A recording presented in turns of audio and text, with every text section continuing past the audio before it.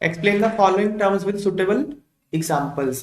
Cationic detergents, anionic detergents and non ionic detergent. ये synthetic detergents के types हैं, तो इन तीनों के बारे में पूछा, देखते हैं। कैटायनिक डिटर्जेंट्स क्या होते हैं?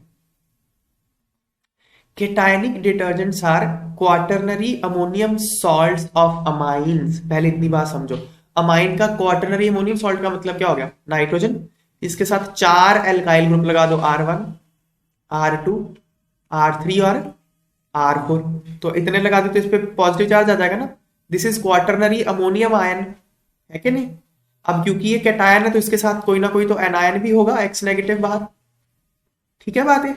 तो क्वाटरनरी अमोनियम सॉल्ट और उसका एनायन कौन होता है? या तो एसीटेट। एसीटेट मतलब क्या?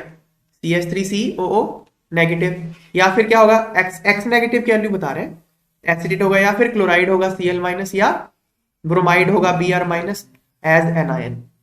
कैटायनिक डिटर्जेंट समझ में आया क्या होता है? क्वाटरनरी अमोनियम सॉल्ट होता है और उसका एनायन क्या होता है? या तो एसिडेट होगा, या क्लोराइड होगा, या ब्रोमाइड होगा। अब देखो, जो इसका कैटायनिक पार्ट है possesses long hydrocarbon chain and positive charge on nitrogen atom. अब देखो, अगर कोई डिटर्जेंट होगा तो उसमें एक नॉन पोलर पार्ट होगा, एक पोलर पार्ट होगा, है कि नहीं? अब पोलर पार्ट तो उसने बता ही दिया कौन सा है। पोलर पार्ट कौन सा है? ये एन पॉजिटिव, ये पोलर पार्ट है ना, इसमें चार्ज है, पोलर पार्ट है ये। तो नॉन पोलर पार्ट कौन होगा? नहीं, ये तो इसको तो कंसिडर करने की जरूरत ही नहीं है। नॉन पोलर पार्ट वो होता है जिसपे कोई चार्ज नहीं होता। R1, R2, R3, R4 ये नॉन पोलर पार्ट्स हैं। समझ में आई बात? अब नॉन पोलर पार्ट का लॉन्ग होना जरूरी है ना, तभी तो वो क्लींजिंग एक्शन करेगा। जनरल जनरल जो स्ट्रक्चर होती है वो क्या होती है डिटर्जेंट की या सोप की? एक long chain non polar part होता है, एक छोटा सा पोलर पार्ट होता है। तो ये जो मतलब ये R1, R2, R3, R4 इनमें से कोई एक होगा जो बहुत लंबा होगा, लेंथ बहुत ज्यादा होगी, तभी तो वो नॉन पोलर पार्ट की लेंथ बढ़ेगी। समझ में आ गई बात है? कैटायनिक पार्ट क्या है? लॉन्ग हाइड्रोकार्बन चेन है। कैटायनिक पार्ट में क्या है? कोई ना कोई R1, R2, R3, R4 में कोई ना कोई बहुत लंबा होगा। ठीक है। Hence these are called cationic detergents. Cationic detergent क्यों कहते हैं? क्योंकि पॉजिटिव चार्ज है नाइट्रोजन पे। फिर एग्जांपल देखो, सिटाइल ट्राई मिथाइल अमोनियम, देखो ब्रोमाइड। सिटाइल मतलब ये 16 कार्बन वाला को बोलते हैं सिटाइल, ठीक है ना? ये 16 कार्बन नहीं दिख रहे?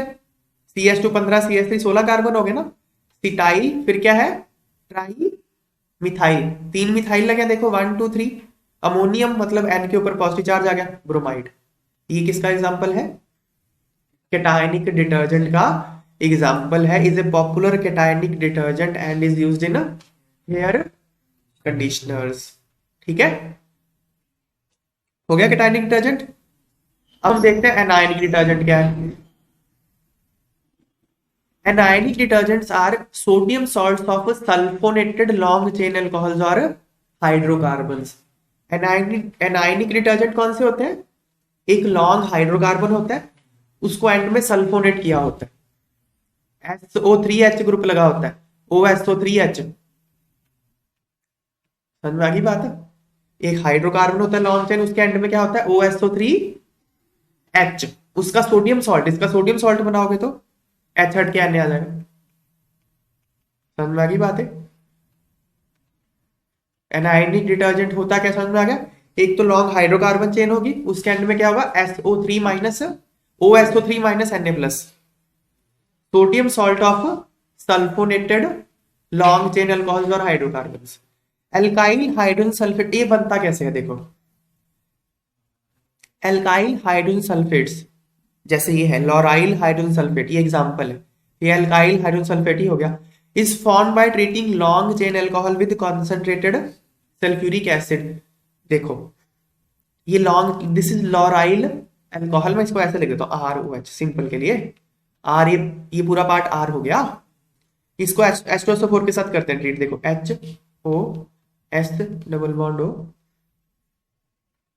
डबल बॉन्ड OH, तो क्या होता है? ऐसे, ये बाहर, वाटर बाहर हो गया, क्या बन गया?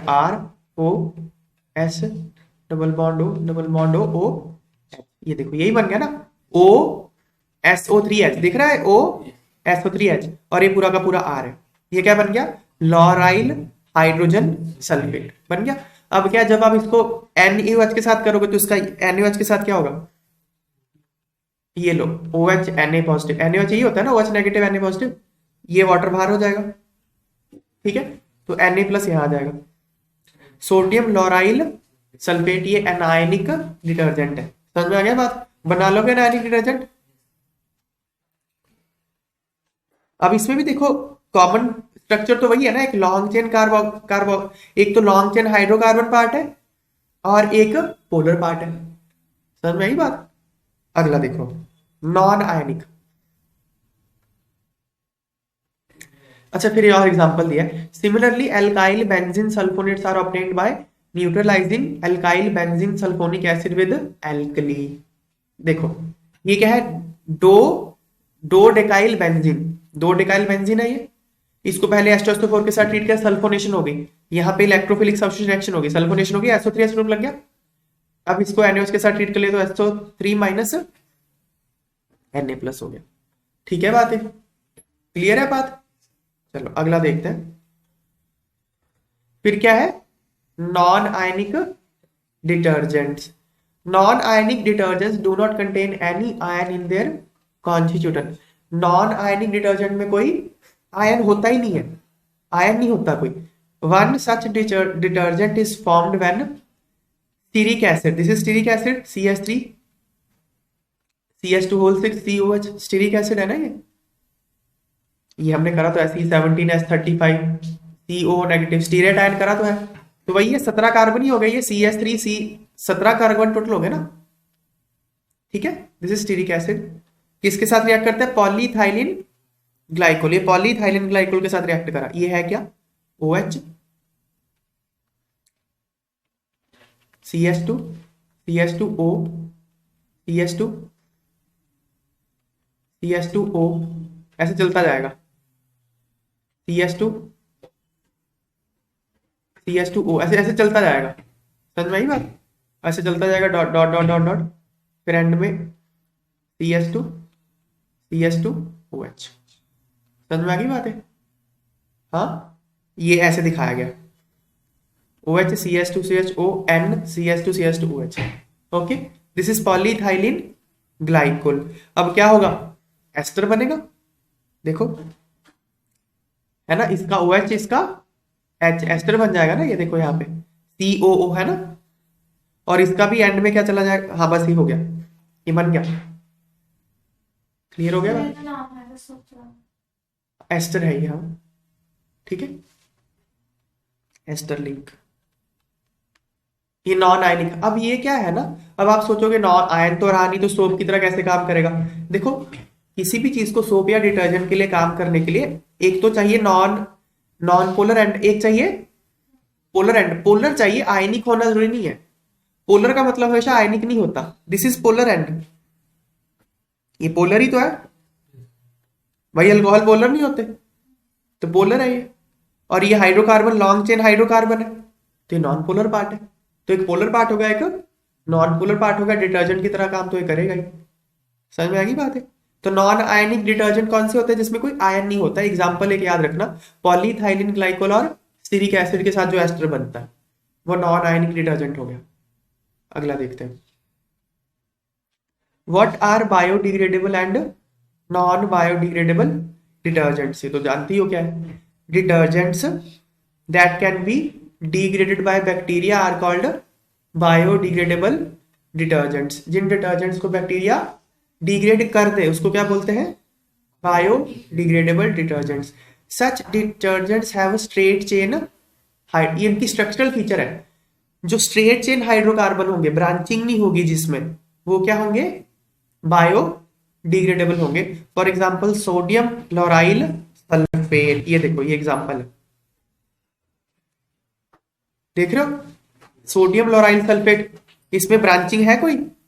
इसमें कोई ब्रांचिंग नहीं है ना, ये क्या है? बायोडिग्रेडेबल है ये। फिर क्या?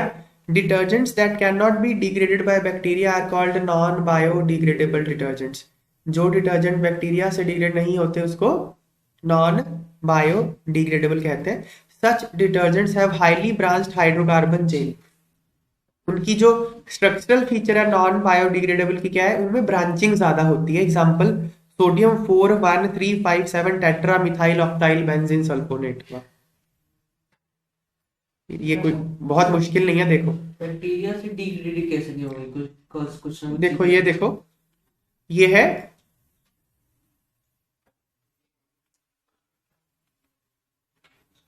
देखो सोडियम 4 मतलब चौथे नंबर पे, फोर्थ पे है ना, बेंजीन सल्फोनेट। बेंजीन सल्फोनेट ये SO3H बेंजीन सल्फोनिक एसिड होता है ना, उसके साथ क्या लगा दिया हमने, Na पॉजिटिव, उसका सोडियम सॉल्ट बन गया। ये सोडियम सल्फो बेंजीन सल्फोनेट बन गया ना। और फोर्थ पोजीशन पे क्या है इसकी, ऑक्टाइल। पहले तो 8 कार्बन, 1 2 3 4 5 6 7 8, 8 कार्बन हो गए ऑक्टाइल। 1 2 3 4 5 6 7 8, और 1357 पे क्या लगा है, methyl. CS3 CS3 CS3 CS3, समझ में आएगा बात। 1357 टेट्रा मिथाइल ऑक्टाइल, और ये कहाँ पे, 4 पे है, 1 2 3 4, चौथे नंबर पे लगा पूरा का पूरा। तो ये एग्जाम्पल किसका है, क्योंकि इसमें ब्रांचिंग होगी ना इतनी सारी, तो नॉन बायो डिग्रेडेबल डिटर्जेंट है। Following type of non ionic detergents are present in liquid detergents, emulsifying agents and wetting agents. तो ये कुछ एक डिटर्जेंट दिया हुआ है, ये नॉन आयनिक डिटर्जेंट है, ठीक है ना। इसमें क्या लेबल करना है आपको, किसी हाइड्रोफिलिक पार्ट कौन सा है और हाइड्रोफोबिक पार्ट कौन सा है, और इसमें फंक्शनल ग्रुप कौन से हैं ये बताना। ये डिटर्जेंट है देखो, तो ये लॉन्ग चेन हाइड्रोकार्बन पार्ट है, ये हाइड्रोफोबिक पार्ट है, और ये इसका हाइड्रोफिलिक पार्ट है। इसमें फंक्शनल ग्रुप कौन से हो गए, ये ईथर है, ये ईथर है ना ये, और ये प्राइमरी अल्कोहल, ये फंक्शनल ग्रुप है इसमें। क्लियर है बातें, ये ईथर में कंफ्यूजन तो नहीं हो रही, ठीक है। फिर ये कुछ आपको कंपाउंड दिया, आपको इनका हाइड्रोफोबिक और हाइड्रोफिलिक पार्ट लेबल करना है। देखो ये कौन सा डिटर्जेंट है, एनायोनिक है ना, एनायोनिक डिटर्जेंट। ये है कैटायोनिक डिटर्जेंट, ये है नॉन आयनिक डिटर्जेंट। तो देखो ये इसका लॉन्ग चेन हाइड्रोकार्बन पार्ट है तो हाइड्रोफोबिक हो गया, ये इसका हाइड्रोफिलिक पार्ट हो गया। सिमिलरली ये इसका long chain hydrocarbon part hydrophobic हो गया, ये हाइड्रोफिलिक हो गया जो पोलर पार्ट है। फिर इसका ये hydrophobic part long chain hydrocarbon, और ये वाला जो पोलर पार्ट है ये हाइड्रोफिलिक हो गया। ठीक है बात।